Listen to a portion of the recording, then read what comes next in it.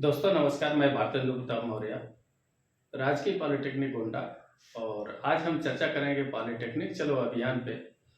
उससे पहले मेरा एक स्लोगन है 2 लाइनों का, जो बहुत ही महत्वपूर्ण है और इसको अमल करने की ज़रूरत है कि आओ हम सब एक कदम बढ़ाएं, सबको तकनीकी शिक्षा का पाठ पढ़ाएं।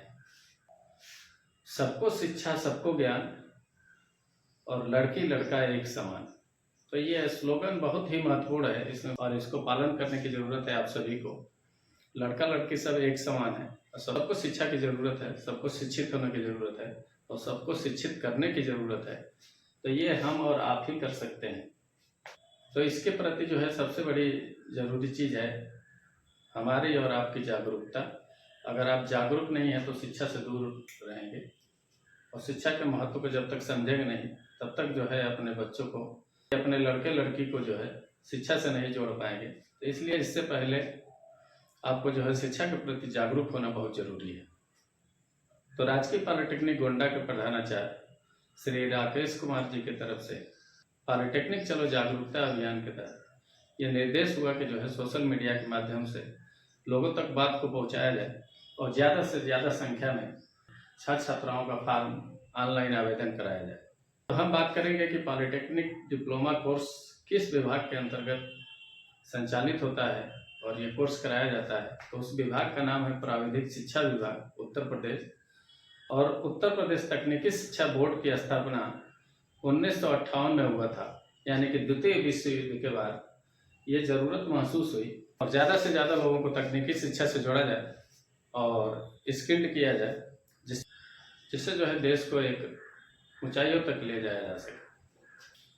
प्राविधिक शिक्षा विभाग के अंतर्गत ही संयुक्त प्रवेश परीक्षा परिषद जो डिप्लोमा और पॉलिटेक्निक के लिए परीक्षा ऑर्गेनाइज करता है, और इस समय पॉलिटेक्निक और डिप्लोमा के लिए फॉर्म ऑनलाइन आवेदन किए जा रहे हैं, जिसकी निर्धारित जो तिथि थी 15 जनवरी 2026 से लेकर 30 अप्रैल 2026 तक, जो पूर्व में घोषित तिथि थी वो खत्म हो चुकी है। लेकिन छात्र युद्ध को देखते हुए प्रवेश परीक्षा परिषद ने इस तिथि को बढ़ाते हुए 10 मई 2026 कर दिया है। ये बहुत ही खुशी और हर्ष की बात है। अब बात करेंगे कि पॉलिटेक्निक या डिप्लोमा कोर्स के लिए कौन कौन छात्र एलिजिबल होगा और कौन कौन छात्र छात्रा अप्लाई कर सकता है, उसके लिए क्या क्वालिफिकेशन होगी। तो क्वालिफिकेशन की बात करें तो 10th पास आउट या 10th +2 या ITI पास छात्र छात्रा फॉर्म को ऑनलाइन आवेदन कर सकते हैं, जिसमें जो 10th पे फॉर्म को छात्र छात्रा भरते हैं उनका जो कोर्स ड्यूरेशन होगा वो 3 इयर्स का होगा, और जो 10th +2 या ITI पास छात्र छात्रा आवेदन करते हैं तो उनका जो कोर्स ड्यूरेशन होगा वो 2 इयर्स का होगा, यानी कि 1 साल का उनको छूट मिलता है। अब बात आती है जो सबसे महत्वपूर्ण है कि इसमें कितना इन्वेस्टमेंट होगा, यानी कि कितना फीस चार्ज होगा। तो फीस की बात करेंगे तो ऑनलाइन करते वक्त OBC और जनरल कैटेगरी के लिए 300 रुपये ऑनलाइन फीस चार्ज है, और SC ST कैटेगरी के लिए 200 ऑनलाइन फीस चार्ज है। और जो एग्ज़ाम का बोर्ड होगा प्रवेश परीक्षा के लिए वो CBT एग्ज़ाम होगा, यानी कंप्यूटर बेस्ड टेस्ट होगा, और उसके आधार पे जब आपका रिजल्ट घोषित होता है फिर आपको काउंसलिंग करना होगा, और काउंसलिंग के दौरान जो आप ब्रांच चुनते हैं और जो स्थान चुनते हैं वहाँ पे आपकी काउंसलिंग में जो रिजल्ट आता है, जहाँ पे आपकी सीट लॉक होती है वहाँ पे आप जाके एडमिशन लेते हैं। अब बात आती है कि एडमिशन के समय आपका फीस कितना लगेगा। तो एडमिशन के समय जो फीस लगेगा वो आपका बहुत ही कम फीस चार्ज है, यानी कि 11,220 रुपये फीस चार्ज किया जाता है। गवर्नमेंट की तरफ से स्कॉलरशिप की सुविधा दी गई है, यानी कि स्कॉलरशिप के माध्यम से सारी फीस रिम्बर्स हो जाती है, और देखा जाए तो जो है 1 रुपये भी फीस नहीं लगता है। अब बात करेंगे कि इस फॉर्म को ऑनलाइन आवेदन करने के लिए कहाँ जाना होगा। तो आपको कहीं जाने की ज़रूरत नहीं है, आप सभी के पास एक यंत्र है जो मोबाइल, लैपटॉप या इस तरह की कोई भी सामग्री आपके पास है, तो उससे जो है आप बोर्ड के वेबसाइट पे जाकर और और ऑनलाइन आवेदन कर सकते हैं। जो वेबसाइट है वो है www.gcup.admissions.nic.in।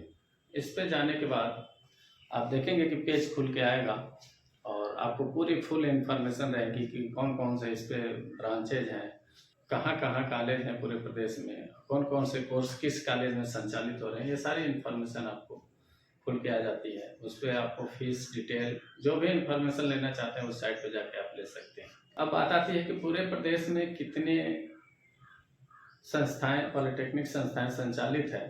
तो अगर पॉलिटेक्निक संस्थाओं की बात करें तो 147 राजकीय पॉलिटेक्निक संचालित है, 18 अनुदानित पॉलिटेक्निक संस्थाएं हैं और 29 पीपीपी मोड पे हैं। 2262 निजी पॉलिटेक्निक संस्थाएं पूरे प्रदेश भर में संचालित है। महिलाओं के लिए विशेष तौर से पूरे प्रदेश में 23 पॉलिटेक्निक राजकीय अनुदानित संस्थाएं संचालित हैं, जो सिर्फ गर्ल्स के लिए है, महिलाओं के लिए है। उसमें अब फॉर्म अप्लाई करने के दौरान आप अपनी कैटेगरी भरते हैं तो किसको किसको कितना आरक्षण मिलता है यानी। तो जैसा कि आप सभी को पता ही है कि ओबीसी के लिए 27%, एससी के लिए 21%, एसटी के लिए 2% और ईडब्ल्यूएस के लिए 10% आरक्षण की सुविधा गवर्नमेंट देती है।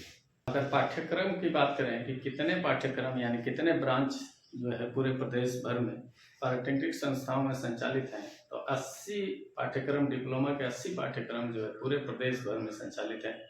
जिसमें से कुछ महत्वपूर्ण ब्रांच के नाम मैं जो है आपके सम्मुख रखूंगा। जो प्रचलित है civil engineering, mechanical engineering, electrical engineering, electronic engineering, computer science, information technology, chemical engineering, paint, plastic and mould technology, dairy, textile, print technology, textile design, agriculture engineering, architecture, interior design, leather एवं fashion design जैसे course 80 पाठ्यक्रम पूरे प्रदेश भर में सभी polytechnic संस्थाओं में अलग अलग ब्रांच के अनुसार संचालित हैं। अपनी स्वेच्छा अनुसार कोई भी छात्र छात्रा ब्रांच का चयन कर सकता है और पॉलिटेक्निक संस्थाओं का चयन कर सकता है और उसमें प्रवेश ले सकता है। सुविधाओं की बात करें, खासतौर से राजकीय पॉलिटेक्निक गोंडा के संस्थान में सुविधाओं की बात करें या पूरे प्रदेश की संस्थाओं में सुविधाओं की बात करें तो एक बहुत ही बेहतर इन्वायरमेंट, बहुत ही शुद्ध वातावरण शिक्षक प्रशिक्षण के लिए सारी संस्थाओं में उपलब्ध है। लगभग संस्थाओं में मेस यानी कि कैंटीन की सुविधा उपलब्ध है और उसके जो है बहुत ही नॉर्मल चार्ज रहते हैं। सरकार की तरफ से सभी छात्र छात्राओं को एक शुद्ध खान पान का प्रबंध किया जाता है। हॉस्टल की बात करें तो अगर गोंडा राजकीय पॉलिटेक्निक गोंडा में हॉस्टल के छात्रावास की बात करें तो 4 बॉयज़ हॉस्टल है और 1 गर्ल्स हॉस्टल है, यानी कि काफ़ी कैपेसिटी है। इसी तरीके से पूरे प्रदेश में सभी संस्थाओं में बॉयज़ और गर्ल्स हॉस्टल अवेलेबल है, उपलब्ध है। शुद्ध पेयजल की व्यवस्था सभी संस्थाओं में उपलब्ध है। योगा एवं स्पोर्ट्स की भी सुविधा है, यानी कि योगा तो आपके गत 1 वर्ष से जो है कोर्स में ऐड हो गया है स्पोर्ट्स और योगा, और प्रॉपर जो है प्रिपरेशन कराया जाता है योगा और स्पोर्ट्स सभी छात्र छात्राओं के शारीरिक और मानसिक विकास के लिए योगा और स्पोर्ट्स पे बहुत ही बल दिया जाता है। सभी संस्थाओं में स्मार्ट क्लासेस हैं और 20-20 पे एम्प्लॉयबिलिटी स्किल, कम्युनिकेशन स्किल जैसी तमाम स्किल्स डेवलपमेंट के लिए ट्रेनिंग प्रोग्राम ऑर्गेनाइज किए जाते हैं। तकनीकी विकास के लिए उत्तर प्रदेश सरकार की तरफ से सभी छात्र छात्राओं को एक टैबलेट मुहैया कराया जाता है, जिससे जो है उनका तकनीकी विकास हो सके। रोज़ नए नए तकनीकी के क्षेत्र में हो रहे शोध के बारे में छात्र छात्रा अपडेट हो सके। सभी के साथ साथ सभी छात्र छात्राओं में एक व्यवहारिक ज्ञान का विकास कराया जाता है। तो दोस्तों, ये वीडियो सुनने के बाद अब मन में ये ख्याल आ रहा होगा, एक सवाल उत्पन्न हो रहा होगा कि आखिर इस कोर्स को करने के बाद क्या फ़ायदे होंगे, इसके क्या लाभ मिलेंगे। तो जो भी छात्र छात्रा इस कोर्स को करता है, यानी कि 2 तरह की पढ़ाई होती है, टेक्निकल और नॉन टेक्निकल। तो ये टेक्निकल एजुकेशन है, यानी कि ये टेक्निकल क्षेत्र में जो है छात्र छात्रा अपना भविष्य सुनिश्चित करते हैं।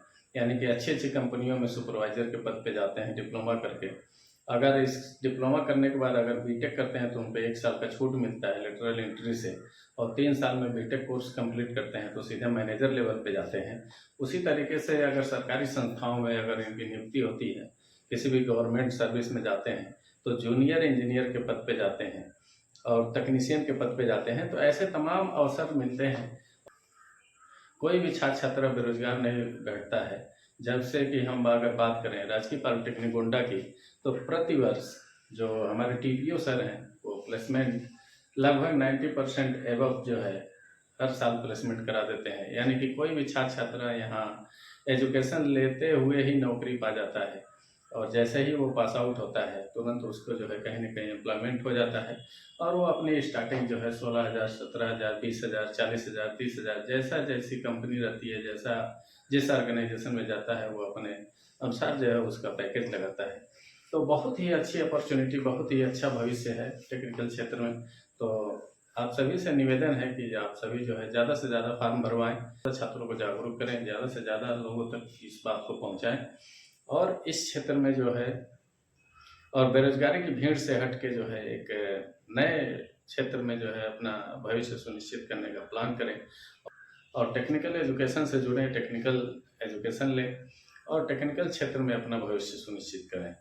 ज़्यादा से ज़्यादा जानकारी के लिए मेरे डिस्क्रिप्शन बॉक्स में मेरे प्रिंसिपल सर का नंबर, मेरे एचओडी मैकेनिकल का नंबर और मेरा नंबर, प्रवेश परीक्षा की वेबसाइट उपलब्ध मिलेगा, जिस पे आप जाके विजिट कर सकते हैं या संपर्क करके जो है पूर्ण जानकारी ले सकते हैं और फॉर्म अप्लाई कर सकते हैं। बहुत बहुत धन्यवाद मेरी वीडियो सुनने के लिए, और इस वीडियो को एक दूसरे तक पहुंचाने का प्रयास करें।